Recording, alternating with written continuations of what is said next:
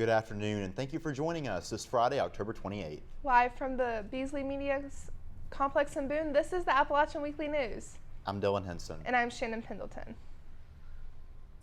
It's homecoming week here at App State, which means there are lots of fun activities happening across campus for students. That's right. Our reporter Devin Stewart joins us live from the Rock with more about homecoming. Devin, what can you tell us? Thanks, Dylan and Shannon. Homecoming week is underway here at App State. There have been all kinds of things going on across campus this week for students to enjoy, and most of these activities are organized and hosted by Appalachian Popular Programming Society. I spoke with representatives of APPS to see what they do to prepare for homecoming week in the high country. Yeah, so it's a lot, but it's really rewarding, and basically what I start doing is I'm making sure all my members are in line. So our members are required to work our events, and my goal is to keep everyone informed. Hey, this is where I need you to be at this time. We have an event starting at 6. We need to set up at 3:30 for it. Once the planning and logistics are worked out, it's time to host events across campus for students to enjoy. We love providing opportunities for students on campus just to have fun things to do and get them out of their room, get them meeting new people, connecting. Events such as the Nearly Naked Mile, Retro Arcade, and Disco Night provide students the opportunity to embrace homecoming week at App State. And hopefully just get to experience my first homecoming in college. I'm excited. It's exciting. My high school didn't really have a whole lot of school spirit, so actually having something to celebrate is really cool.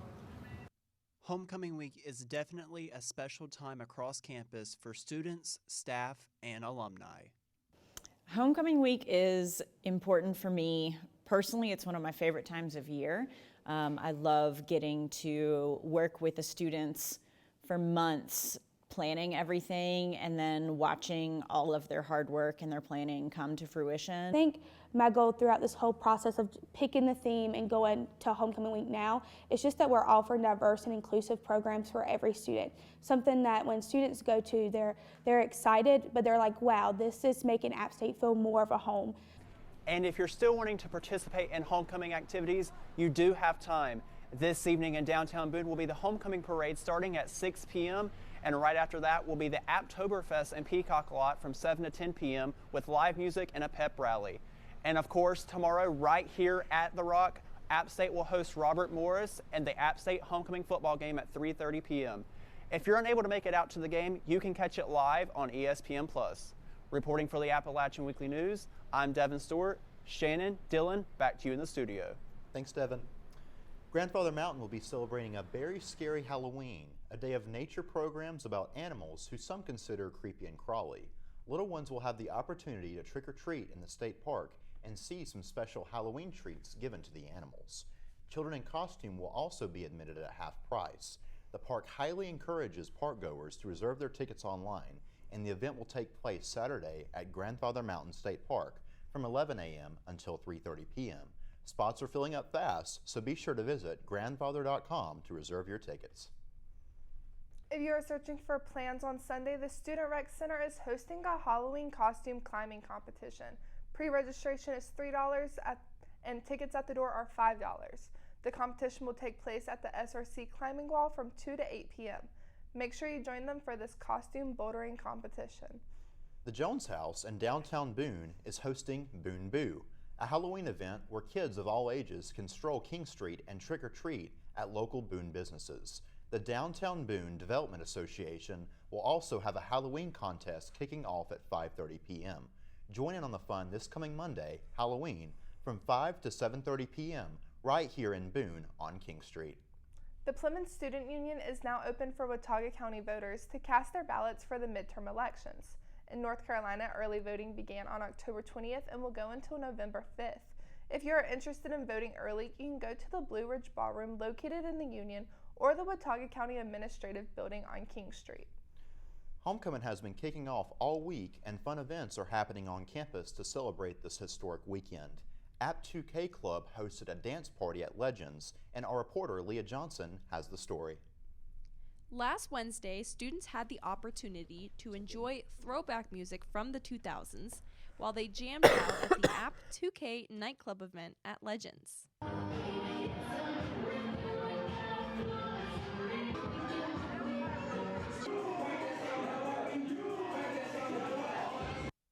The nightclub experience offered a table full of goodies for students to pick through and a raffle that they could enter to win a free t-shirt. The music is really nice. It's like bringing me back to my childhood and hanging out with all my friends, not worrying about schoolwork just tonight. It's really fun. The App 2K nightclub offered dancing, pool tables, photo booths, free food, and free giveaways. I think my favorite part of doing events like this is just being able to see that people are having a good time, and we were able to create such a fun environment for everybody. Yeah, no, same. I feel like I'm also making good friends with the people in apps who I might not have met before or talked to who are in my council is a good thing. And just seeing how all the happy faces showing up to the events that we spent so much hard work on, it makes me happy. I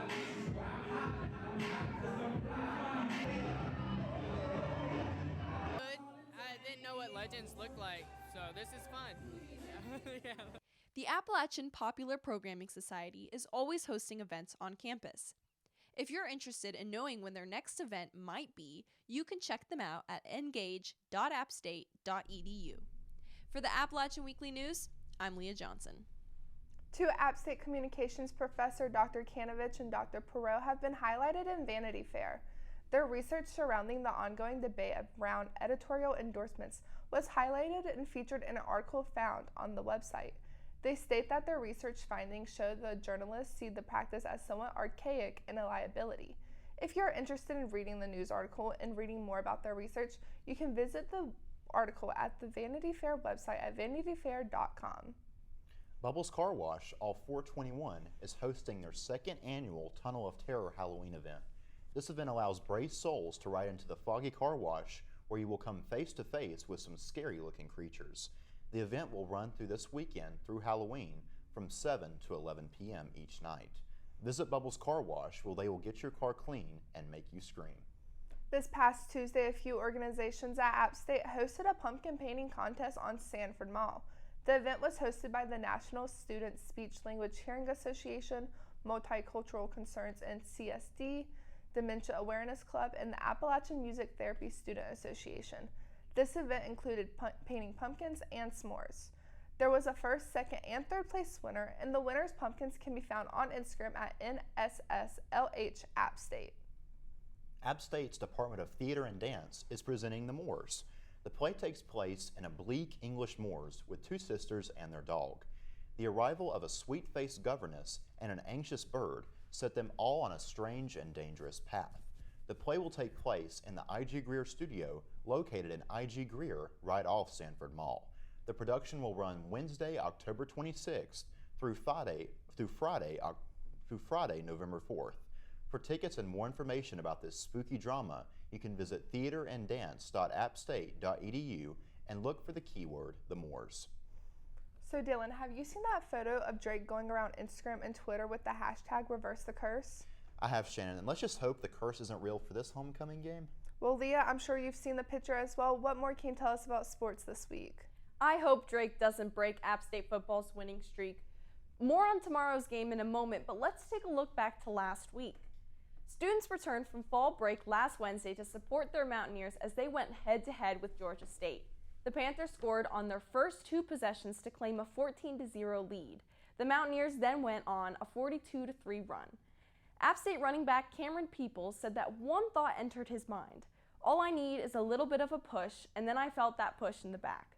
Amani Marshall added a 37-yard touchdown, and Chase Bryce scored on a pair of 1-yard keepers in the final quarter of the game. App State dominated in a 42-17 win. Come out and support your Mountaineers this Saturday as they face Robert Morris. The App State field hockey team claimed their 7th victory in a row this past weekend against the Royals. This ties the second longest winning streak in program history, set during the team's second season in 1969. Sarah Farrell, Pauline Mangold, and Bridget Donovan each scored 2 goals in the game. Frederick Stegen assisted on 4 of App State's 10 goals, and the Mountaineers will finish their regular season on the road next weekend to Ohio on Saturday and Davidson on Sunday afternoon. App State's women's soccer team finishes out their home game season with a 3-1 victory over Louisiana. Katie Fuller scored 2 first-half goals for the Mountaineers. Fuller's first goal was scored within 30 minutes of the game, with Brecken Monteith collecting an assist for the second straight match. Emma McGivney also earned her first assist of the season. Women's volleyball dominated Marshall with a 3-0 win last Friday, giving them their 5th consecutive win of the season. The Mountaineers outpaced Marshall with points of 52-31, 40-19 kills, 9-5 aces, 37-18 assists, and 32-26 digs. Lulu Ambrose ended the game with 11 kills and McCall Denny with 9. The Mountaineers will play their next match tonight in Virginia against Old Dominion. Well, that's all I have for sports today. Dylan, Shannon, back to you. Thanks, Leah. We'll have to check out some of those events. And Shannon, I understand that you had the opportunity to look at a project here at App State that involves saving the bees? That's right, Dylan. Last week I got to gain insight on a research project, and here's what I found out. In recent years, the bee population has dropped and previously healthy colonies have disappeared. Here at App State, a team of researchers, including students and faculty, have started a project called AppMace. The ultimate end goal of this project is to help save the bees. The program director, Dr. Rahman Tasakuri, talks more about the project's goals. The ultimate goal is to observe the hive with the least disturbance.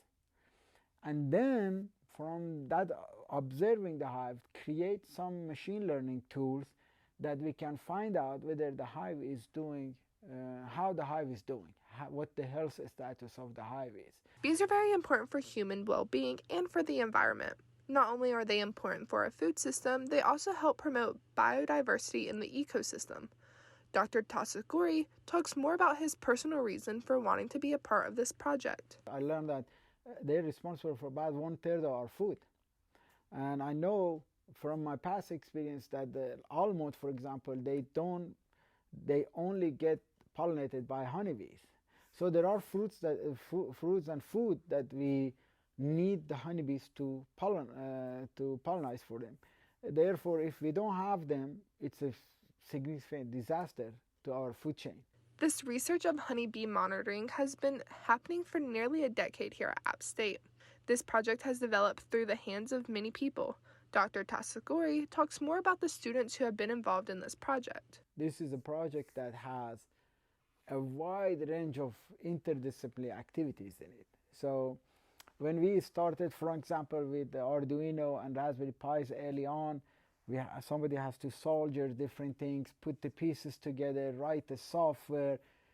So a large number of students have been involved, and I think this has been a rewarding experience for them, because not only they learn about the electronics and the embedded systems and the software that they run on them, they also learn it for a good cause.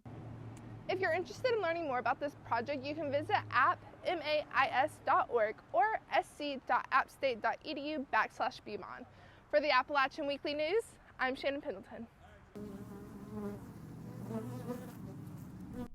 Well, sadly, that's our report for this week. I'm Dylon Henson. And I'm Shannon Pendleton. For all of us at the Appalachian Weekly News, thank you for watching, and we'll see you next time. Have a safe and happy Halloween.